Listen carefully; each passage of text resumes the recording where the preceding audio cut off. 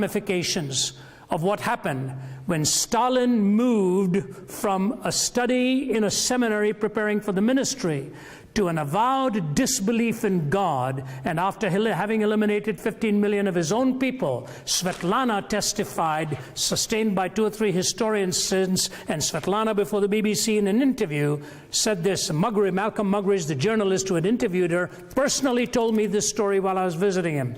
He said, hunched over as an old man, he said, I'll never forget what Svetlana described in the death of her father. As she stood by his bedside, the last thing that Joseph Stalin did, the last physical act, was to clench his fist towards the heavens one more time, threw his head back on the pillow, and he was gone.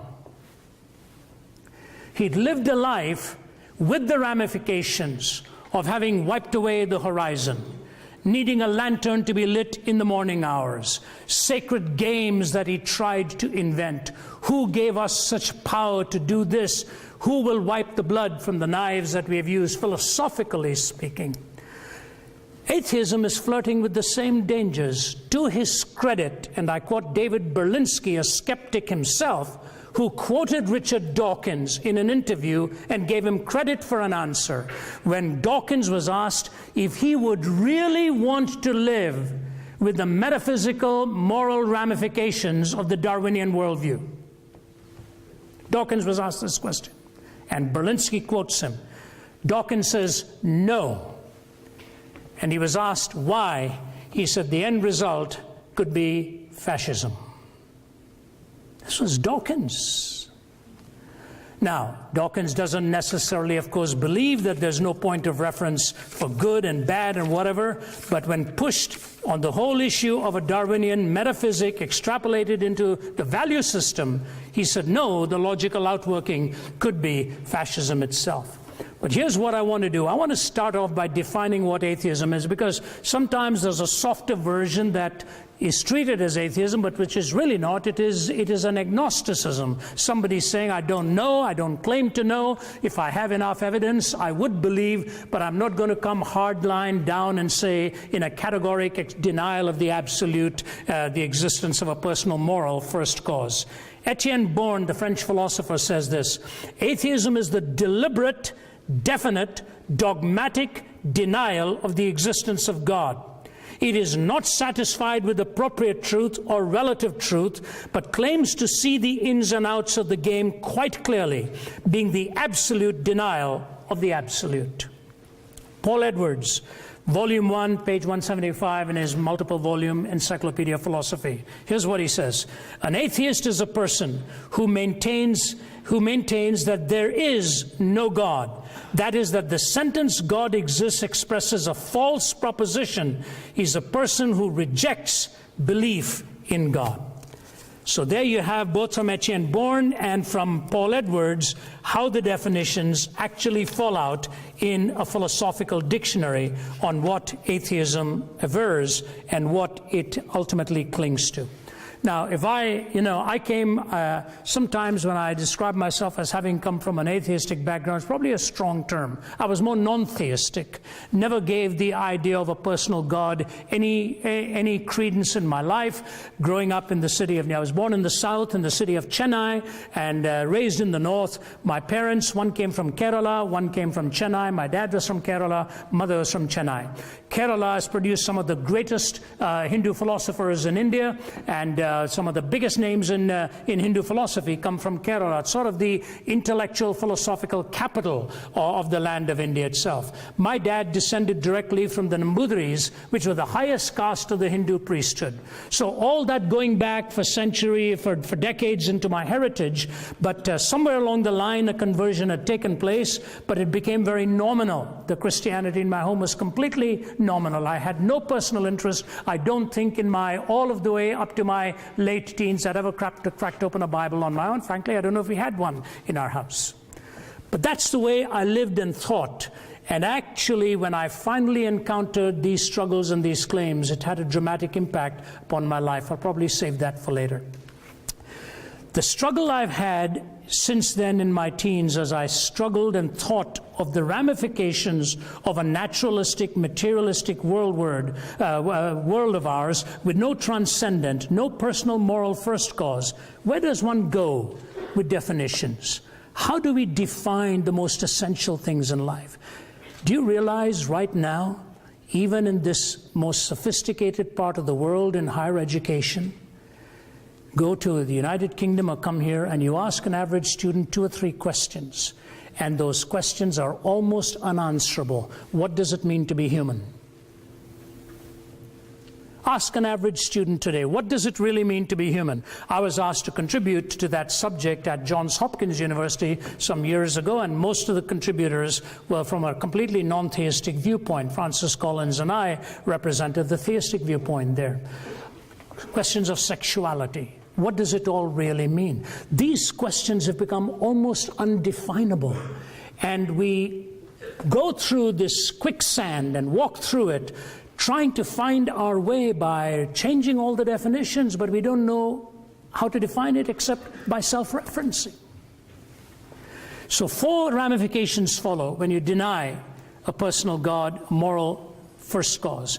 The first one is very difficult to anchor an absolute moral law. Very difficult to pin that anywhere.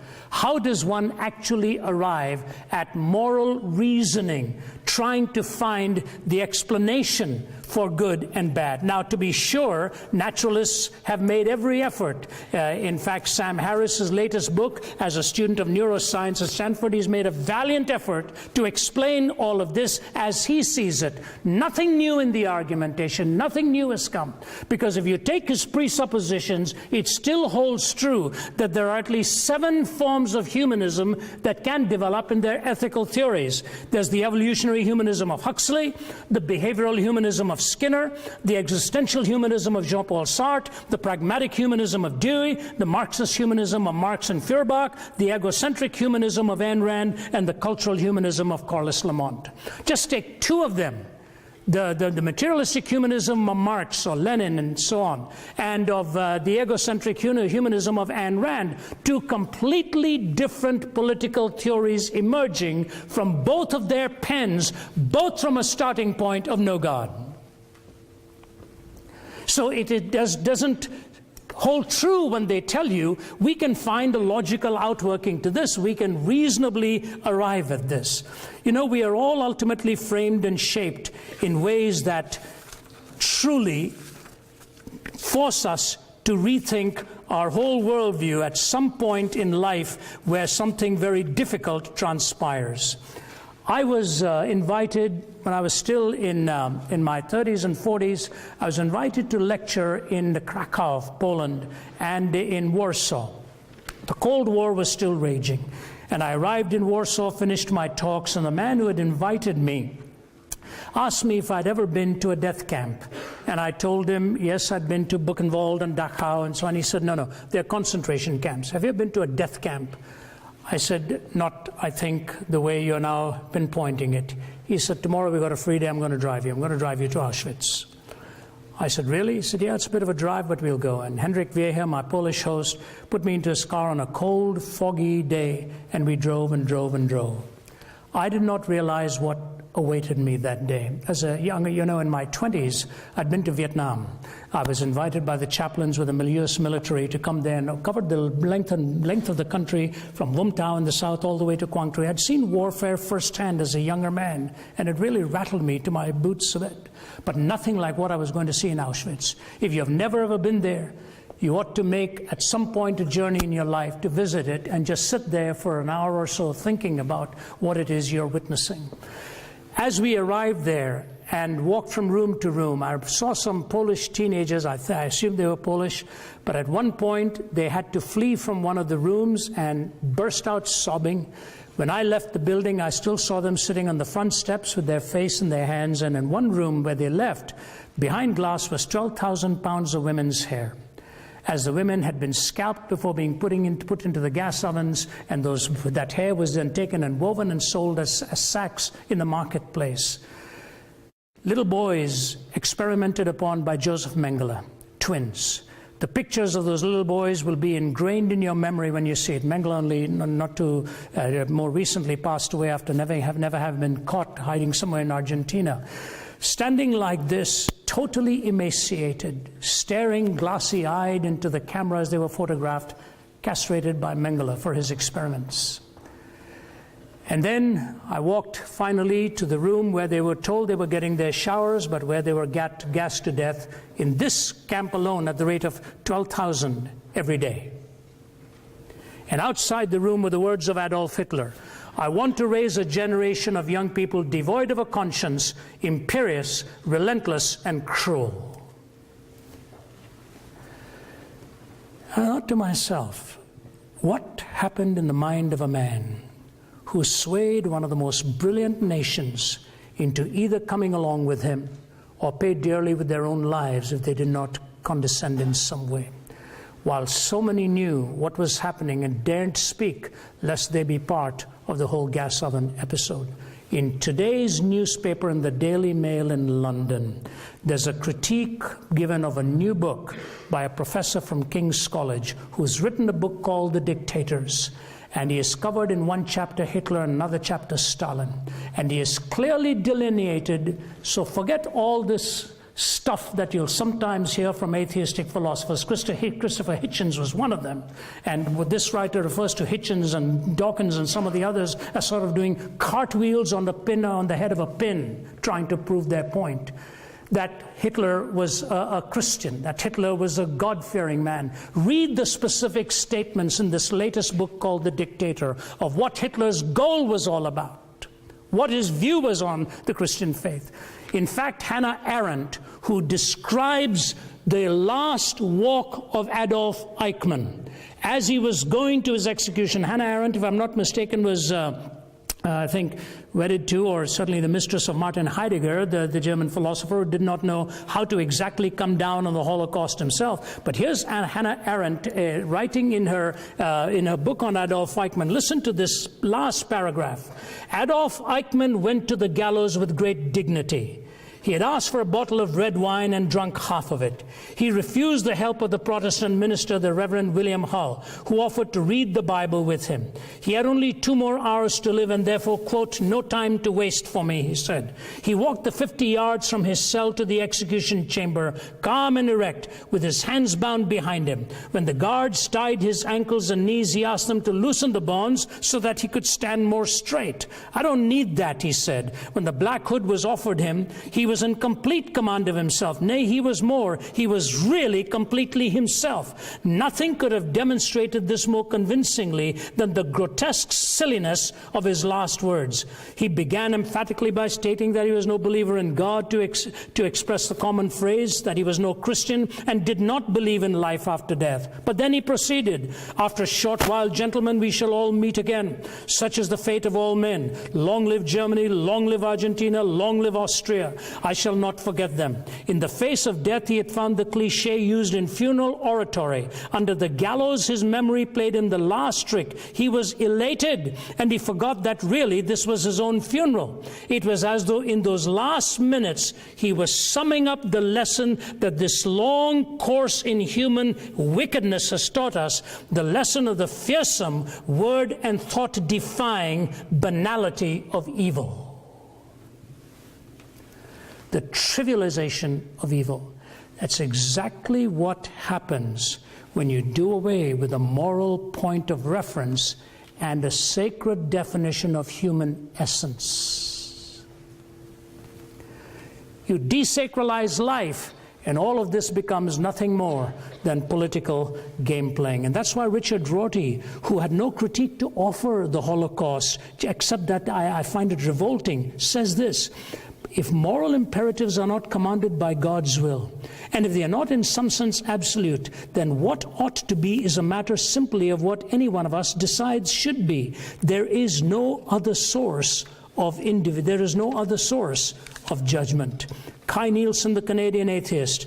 The thing that troubles me is this: we have not been able to show that reason Notice what he's saying. That reason requires the moral point of view. He's not talking about pragmatism. He's talking about rationality now. Requires the moral point of view. Or that really rational persons, unhoodwinked by myth or ideology, need not be individual egoists or classical amoralists. Reason really doesn't decide here. The picture I've painted for you is not a pleasant one. Reflection on this depresses me. Pure practical reason, even with a good knowledge of the facts, will not take you to morality. And then a footnote by Bertrand Russell. He says, you know, I cannot live as though ethical values are simply a matter of my personal taste, and therefore I have found my own views actually quite incredible. I don't know what the answer is. Pretty grim stuff. And so if you ask me, what happens when we abandon God and move away to self-referencing moral reasoning? I like reading the poets. I like listening to the lyrics of songwriters because they are sometimes much more poignant in admitting reality than abstract philosophers might do. Here's one of the rock groups, King Crimson, years ago. Cat's Foot, Iron Claw, Neurosurgeons, Scream for More, From Paranoia's Poison Door, 21st Century Schizoid Man. Blood Rack, Barbed Wire, Politician's Funeral Pyre, Innocents Raped with Napalm Fire, 21st Century Schizoid Man. Death Seed, Blind Man's Greed, Poets Starving, Children Bleed, Nothing He's Got He Really Needs, 21st Century Schizoid Man. The walls on which the prophets wrote is cracking at the seams. Upon the instruments of death the sunlight brightly gleams. Will no one lay the laurel wreath as silence drowns the screams? Between the iron gates of fate the seeds of time are sown, and watered by the deeds of those who know and who are known. Knowledge is a deadly friend when no one sets the rules. The fate of all mankind I see is in the hands of fools. Confusion will be my epitaph as I crawl a cracked and broken path. If we make it, we can all sit back and laugh. But I'm afraid tomorrow I'll be crying. Songwriters, my study of the romantic poets, lyricists, poets, you saw what they were saying in reality because they connected this with this, the head with the heart, and the entailments that follow.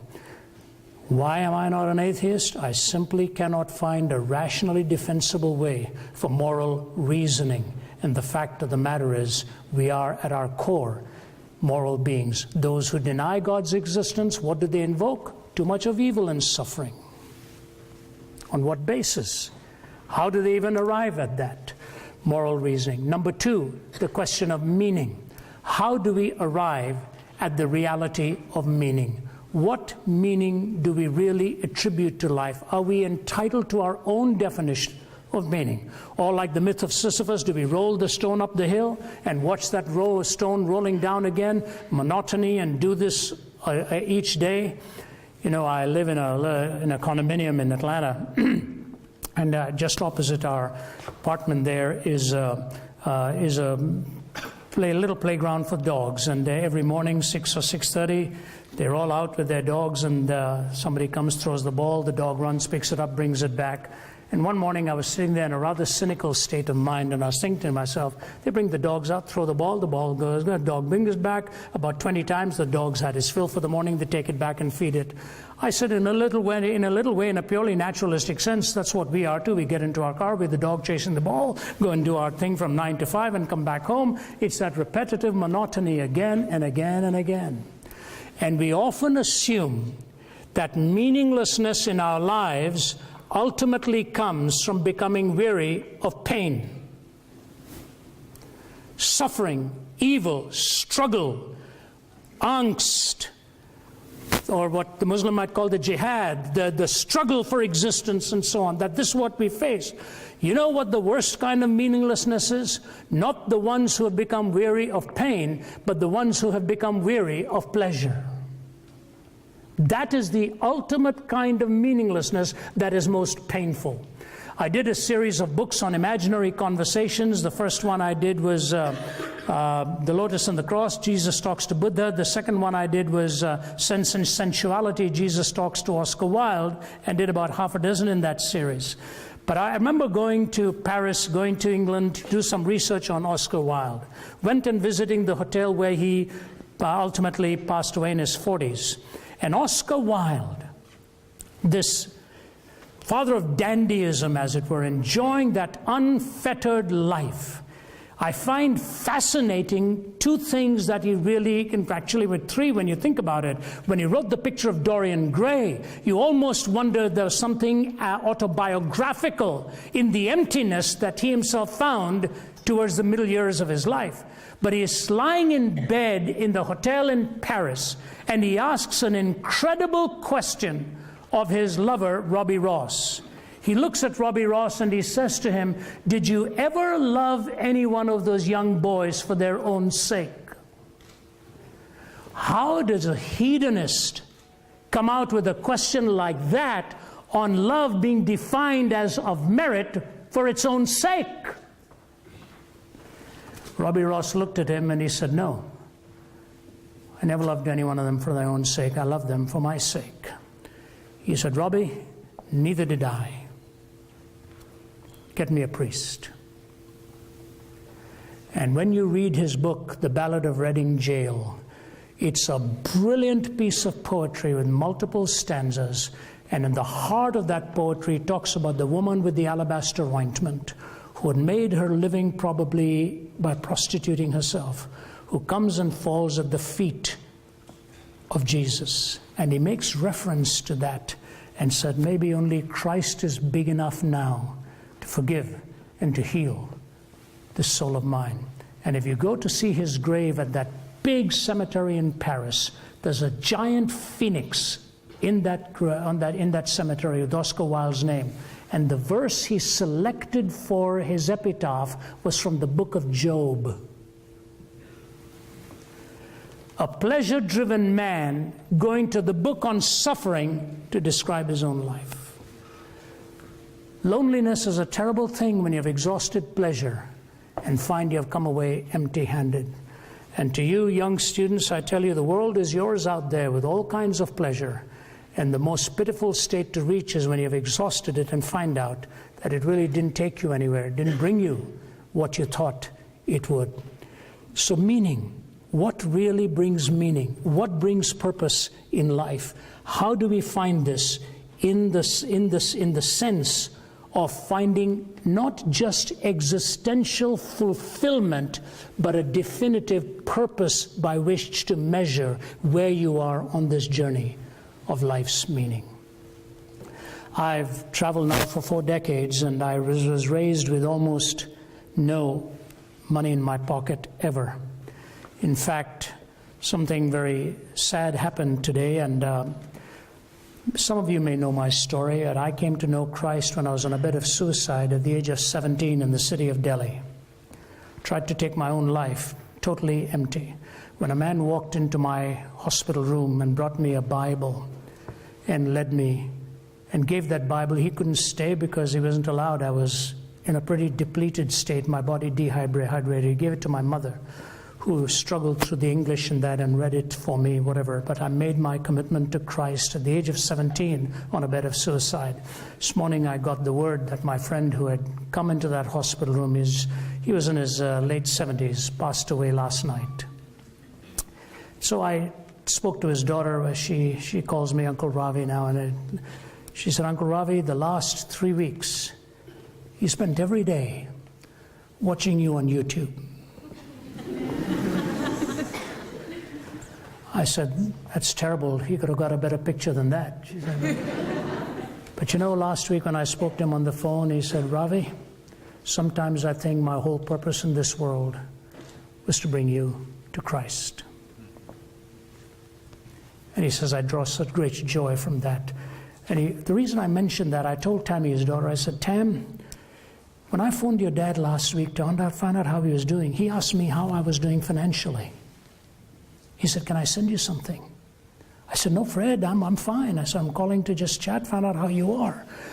And I said, 'You know, Tammy, when I was a young teenager, he'd drive us to the place where we were doing our Bible study and he'd sit in the front of the car and toss his wallet back into my hand. He said, "Let's go and get some Cokes and samosas and have some fun this evening." And we'd go and get ourselves some Coke, 6 or 7 of us in the car. I said, "And your dad hardly had any income at that stage." That was the generosity with which he lived. So I was raised with very little, Not making a sob story, I'm just telling you that. Now it's my privilege to see people with a lot. I had dinner one night with the 7th wealthiest man in the world. I asked him, whatever brought you to inviting me to come and speak to your staff? He said, a little while ago, I phoned my wife from the 70th floor or something of my building, and I told her, I'm a very lonely man. She said, so am I. He said, what do we do? She said, I don't know, but there's a church opposite one of the apartment buildings we own. Maybe we should go there, then we won't have to pay for parking.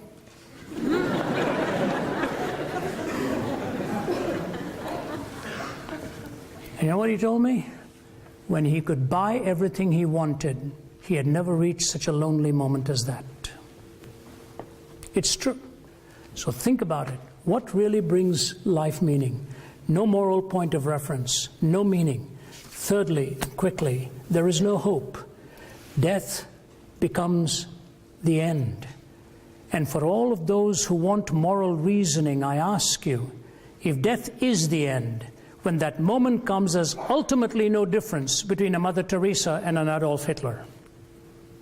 If there's no justice, if there's no judgment, ultimately there is really no comma or punctuation mark. It's a full stop.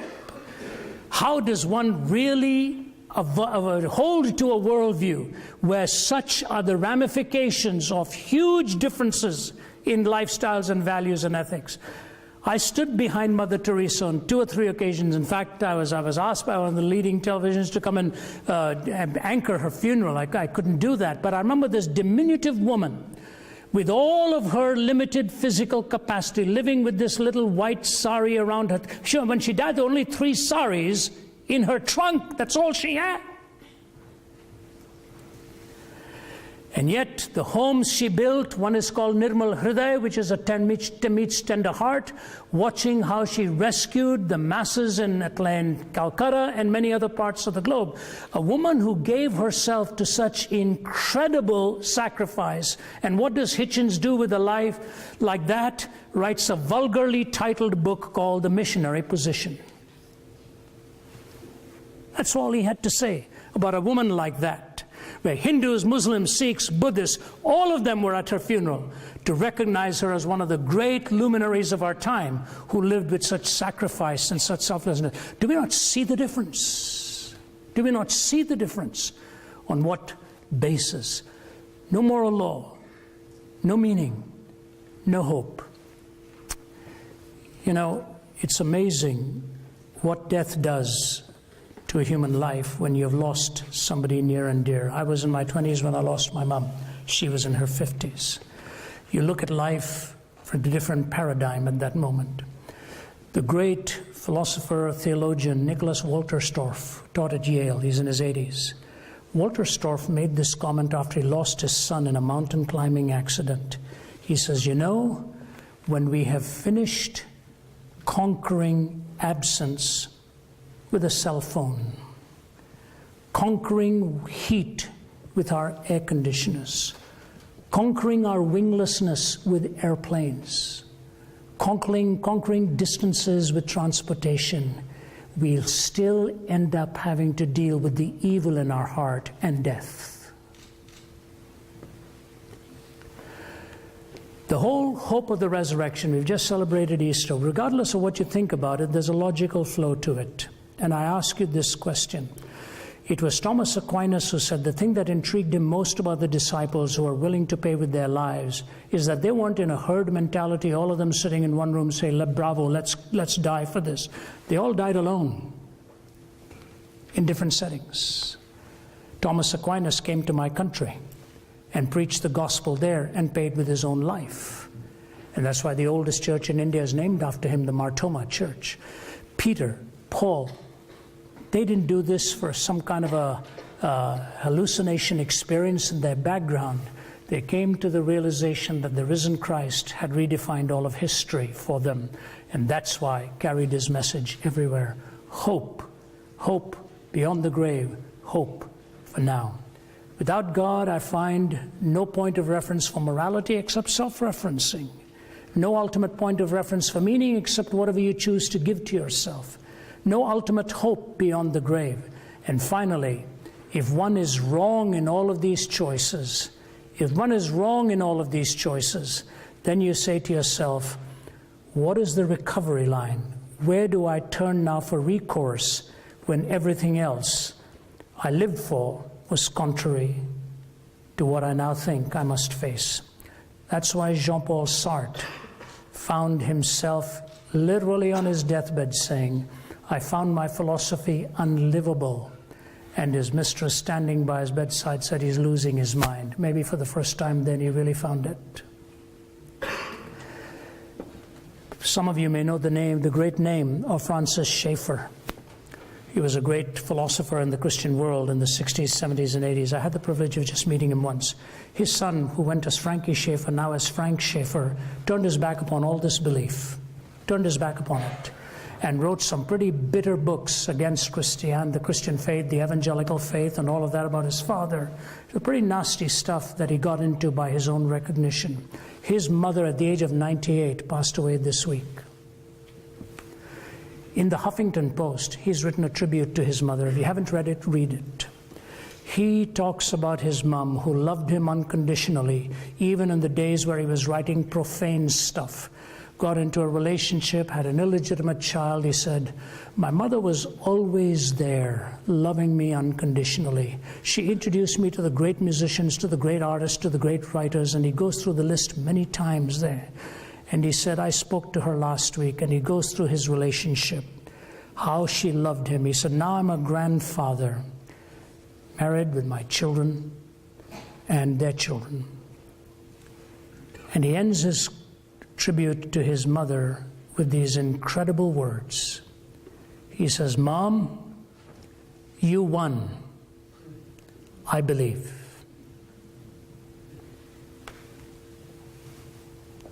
Mom, you won. I believe. There's just enough of a human in me to say, you know, Frankie, she would have loved it if you told her that minutes before she's gone. She would have just had a smile on her face. But she had enough of confidence that her son would ultimately come through. I don't know where you're at in your life, but I want to say to you, the abandoning of God leaves you with some extraordinarily tough questions. Moral law, hope, meaning, and if all goes wrong as you're coming to the end and you say, I've got to change my mind, what then? I think in my postgraduate work studying some of the great philosophers, especially Anthony Flew in his atheism, having to respond to Flew during my days at Cambridge there. And then, of course, all of a sudden, a few years ago, Flew says he's no longer an atheist. I thought I wasted all my time and all these years, and the boys... But he described himself as best a deist. But he did go on to say, if there is a truth, it'll have to be in the person of Jesus Christ. And so I say to you, when you're thinking of all that it costs, think of that's what Pascal meant existentially, not as a last-minute wager. He said, the existentialist challenges me and asks me, what if I'm wrong? He said, well, existentially, I'm fulfilled. I've nothing to lose. I'm a happy man. And at the end of my life, if it's wrong, then I've no way to regret what I found my happiness in. But how inestimable is the loss of one who rejects God and finds out he or she was wrong. That was what the Pascalian wager was all about. And so I leave you with the challenge to ask you to think about the truth of what I have just said to you. And I leave you with two quotes, and then I end. Viktor Frankl. Somebody was talking to me about Ernest Gordon, who was your chaplain some years ago. I remember reading his book. They're just a brilliant, brilliant writer. And Ernest Gordon, too, had been in concentration camp, as was Viktor Frankl. Frankl says this, if we present man with a concept of man, which is not true, we may well corrupt him. When we present him as an automaton of reflexes, as a mind machine, as a bundle of instincts, as a pawn of drives and reactions, as a mere product of instincts, heredity, and environment, we will then feed the nihilism to which modern man is in any case prone. I became acquainted with the last stage of corruption in my second concentration camp, Auschwitz. The gas chambers of Auschwitz were the ultimate consequence of the theory that man is nothing but the product of heredity and environment, or as the Nazis like to say, of blood and soil. I am absolutely convinced that the gas chambers of Auschwitz, Treblinka, and Majdanek were ultimately prepared not in some Ministry of Defense or other in Berlin, but rather at the desks and in the lecture halls of nihilistic scientists and philosophers. So an academy like